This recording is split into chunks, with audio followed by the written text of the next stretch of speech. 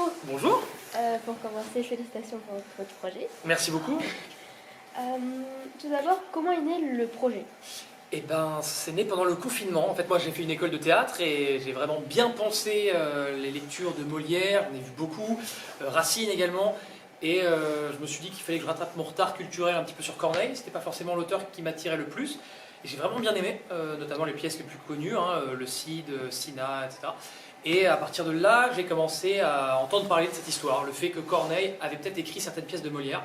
Je me suis mis à fouiller, à lire les blogs, les sites qui sont écrits par les professeurs de la Sorbonne.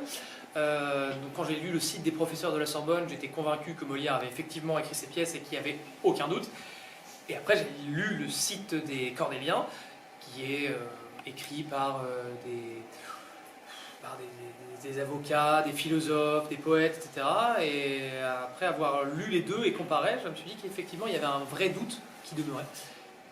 À partir de là, je me suis mis à écrire la pièce en me renseignant beaucoup, à proposer une théorie qui n'apportait pas forcément une réponse, mais plutôt une autre question. Et je voulais voir si c'était éventuellement possible d'étayer cette nouvelle question. Et j'ai été surpris de voir qu'avec de véritables preuves, la théorie que j'avançais était probable.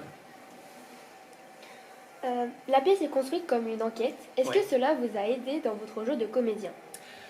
Alors, pas forcément. Bon, quand tu es comédien, tu prends une scène, tu regardes où sont les enjeux, et puis après tu fais un petit peu à ta sauce. Non, ce qui m'a aidé, c'est évidemment les comédiens qui ont apporté leur propre niveau de lecture, qui m'ont dit tiens, t'as écrit ça, mais est-ce que ça se jouerait pas comme ça?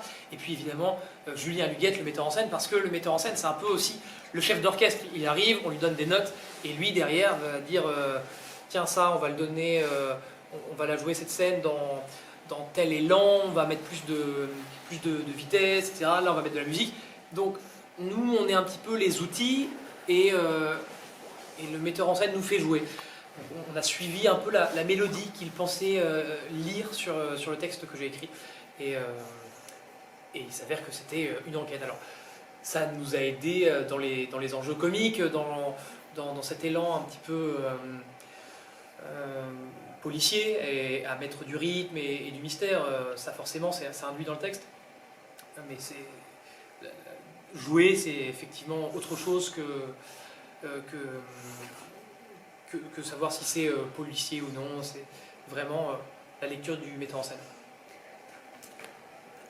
La mise en scène est très dynamique. Il y a beaucoup de va-et-vient. Quelle a été la scène la plus difficile à mettre en place et à répéter? Alors, peut-être que je ne devrais pas forcément dire ça, mais normalement, en fait là on a eu un petit souci de mise en scène. Ce que vous voyez derrière moi, c'est la scénographie, et normalement tout ça est mouvant, tout ça bouge, et donc on a dû répéter en pensant que tout ça bougerait. Donc ce qui a été très compliqué, c'est de tout retravailler à un jour et demi de la première, en sachant que finalement ça ne bougerait pas, qu'on ne pourrait plus passer à travers le cadre, et donc d'enregistrer toutes les informations des placements qui changent en quelques heures. Et aujourd'hui, on a fait 2 filages, un ce matin, un cet après-midi, avant de jouer. Et une scène qui finalement devait se jouer à l'avant-scène passe derrière, alors que nous on avait tout enregistré. Et on peut se dire que c'est rien, un déplacement, mais c'est un déplacement sur une réplique bien précise qui vient épouser une lumière. Et si quelqu'un oublie son entrée, soudain tout fait effet domino.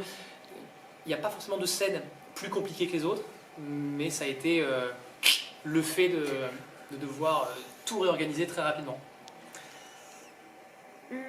Quel a été le plus bon moment pour vous? Le plus quoi? Le meilleur moment? Le meilleur moment?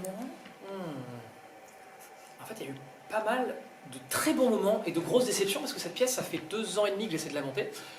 On avait fait une lecture ici il y a 2 ans et demi. On a eu un super moment quand on a eu une grosse production qui nous a dit on est parti, dans 6 mois ça va se jouer partout. Puis en fait, la boîte de prod a fait faillite. Donc ça, c'était un peu compliqué. Après ça, on a eu un autre théâtre qui nous a dit oui, c'est bon pour nous. Et puis en fait, 2 mois après, ils nous ont dit en fait non, on a trop de pièces. Donc on a ramé. Il y a eu des bons moments et ça retombait. Et là, on devait aller à Avignon, au Festival d'Avignon l'été prochain. Et le producteur, qui n'est plus le même d'aujourd'hui, m'a dit en fait, les théâtres, on s'est pris trop tard, donc ça ne pourra pas se faire.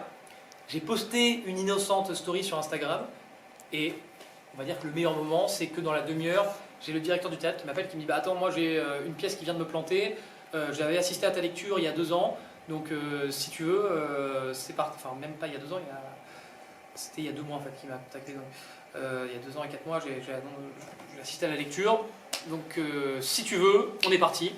Et je me suis dit, mon Dieu, est-ce qu'on va réussir à faire ça en 2 mois? J'ai appelé les autres comédiens, ils étaient partants et tout s'est fait très vite. Donc ça, cette soirée-là, où j'ai posté la story et où j'ai eu la réponse, soudain c'est devenu un petit peu un film, tout s'est empanaché, tout a été très vite. J'appelle les comédiens, est-ce que ça te semble pas très rapide? Bah si, mais je peux annuler tel truc, tel truc. Et là, soudain, on s'est mis sur les rails et c'est devenu assez fou, quoi. Voilà. Comment faites-vous pour jouer 30 personnages alors que vous n'êtes que 5? Ça a été l'écueil dans lequel il a fallu ne pas tomber, évidemment, que ce soit pas caricatural dans les costumes, mais que pour autant on puisse avoir une certaine lisibilité sur le fait qu'un acteur jouait différents personnages.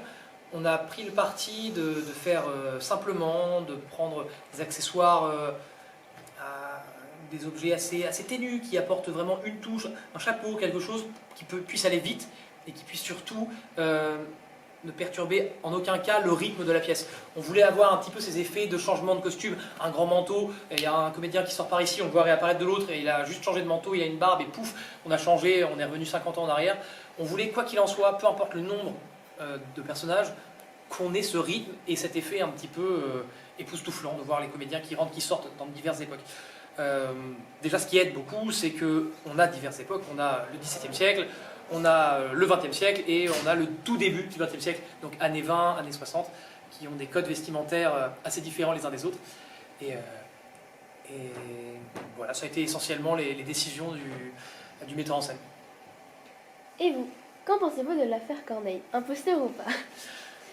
Et bien voilà, comme je vous l'ai expliqué au début, après avoir lu le site des Moliéristes et en face le site des Cornéliens, force est de constater que, il va dire que je parle trop, force est de constater qu'il y a un doute qui demeure.